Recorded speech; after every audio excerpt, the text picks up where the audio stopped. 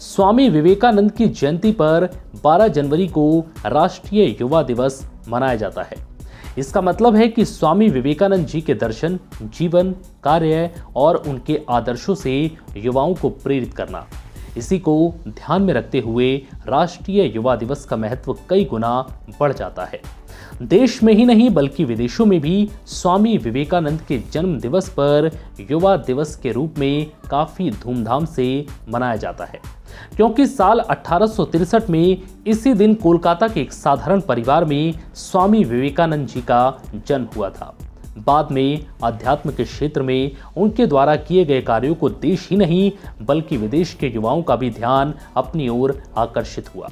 बचपन से ही विवेकानंद जी को संगीत, साहित्य, तैराकी, घुड़सवारी और कुश्ती में रुचि थी। स्वामी विवेकानंद ने अपने तेजस्वी वाणी और अपने प्रभाव से विदेशों में भी भारतीय संस्कृति और अध्यात्म का डंका बजाया।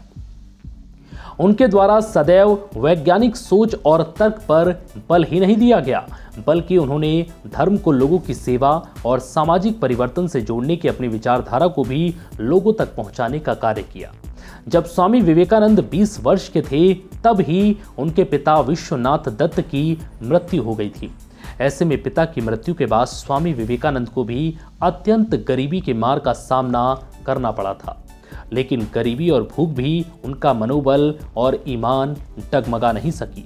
स्वामी विवेकानंद का संपूर्ण जीवन, उनके संघर्ष और उनकी विचारधारा, ये सभी सैकड़ों लोगों के लिए प्रेरणा का स्रोत है, क्योंकि स्वामी विवेकानंद के विचारों पर चलकर ही लाखों करोड़ों युवाओं ने अपने जीवन में सही बदलाव कर उसे सार्थक बनाया। सन 1893 में स्वामी विवेकानंद को अमेरिका के शिकागो में आयोजित किए गए विश्व धर्म महासभा में भारत की ओर से सनातन धर्म का प्रतिनिधित्व करने का अवसर मिला था। उन्होंने भाषण की शुरुआत मेरे अमेरिकी भाइयों और बहनों से की थी। इसके बाद अगले कुछ मिनटों तक सभागार तालियों से गूंजता रहा था। स्वामी जी पहले शिकागो में भाषण देने नहीं जाना चाहते थे। शिकागो विश्व धर्म सम्मेलन में भाषण देने से पहले स्वामी विवेकानंद को कई तरह की दिक्कतें हुई थी। जब स्वामी विवेकानंद का जहाज शिकागो पहुंचा तो उनका सामना हड्डी जमा देने वाली ठंड से हुआ था। वो सम्मेलन के 5 हफ्ते पहले पहुंचे थे।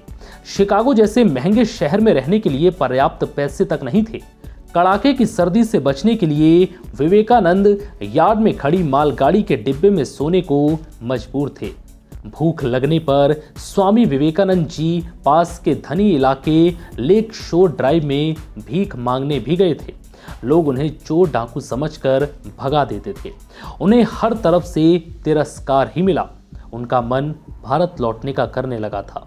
इतने कष्ट के बावजूद उन्होंने मौका नहीं छोड़ने की ठानी और उसके बाद उनके भाषण ने पूरी दुनिया के लोगों के दिलों में जगह बना ली। फिलहाल इस वीडियो में इतना ही। नमस्कार।